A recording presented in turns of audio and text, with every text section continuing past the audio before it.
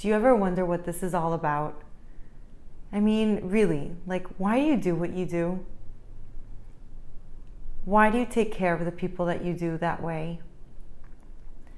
And how often do you worry about them? And if you're doing a good enough job, and if they're thankful for it, if they even notice it at all? Do you ever wonder what's the whole purpose of all of this? How we just wake up and start our days moving from one activity to the next. And while we're moving from one activity to the next, we're thinking and planning about the next activity and the one that's to come after that. And also thinking about what went wrong in the ones prior to it. And all the while we're moving and yet not fully present. And all the while thinking, could I have done it better? Are they mad at me? Are they upset? Did I say something wrong? How can I make it all right again? Will my kids be okay? Will my significant other leave me or stay? And all of these questions that are looming in our mind really culminate to the very question that I asked you just now. What is the point of all of it? And you know, people tell you, well, just do everything that you can. Don't be so hard on yourself. Be grateful for what you have. Show how much you love. Enjoy the moment.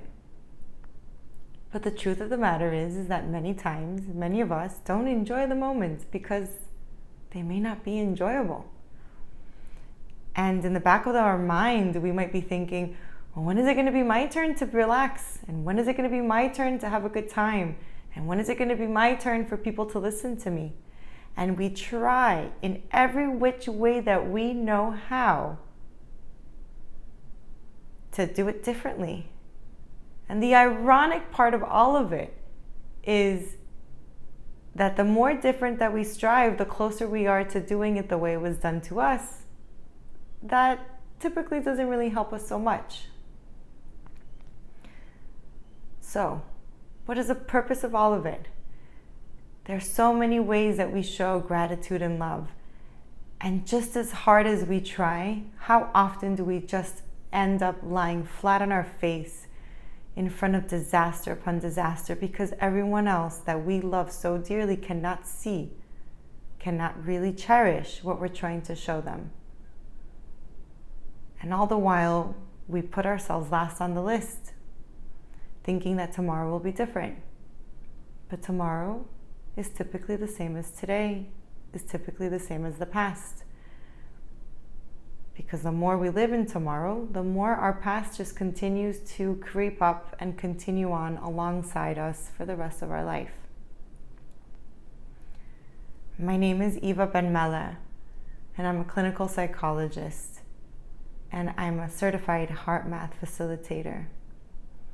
And this workshop is to teach you and me to continue to find another way of living life with more meaning, with true gratitude and love. Because many times we spend so much time reading all of the books, speaking to all of the experts, consulting with all of our friends and family, and we may end up doing exactly what we wanted to do in the first place, or listening to others and figuring out later on that if we had trusted our intuition, things might have worked out better than we expected. This workshop on heart math is to teach you the skills that you need to tune into yourself, to trust in your own intuition, and to calm yourself.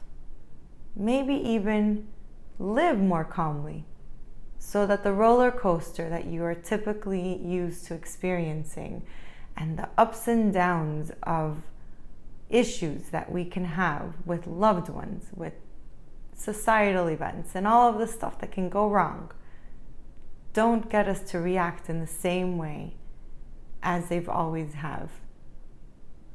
So, if you're curious, if you're interested, please give this workshop a shot.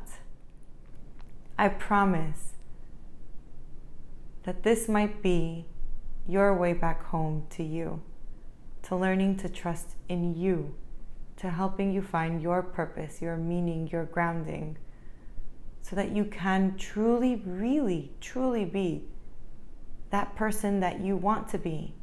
Not just for your loved ones and your community and your job and everything that is important to you in this moment, but just so that you're coming home back to you.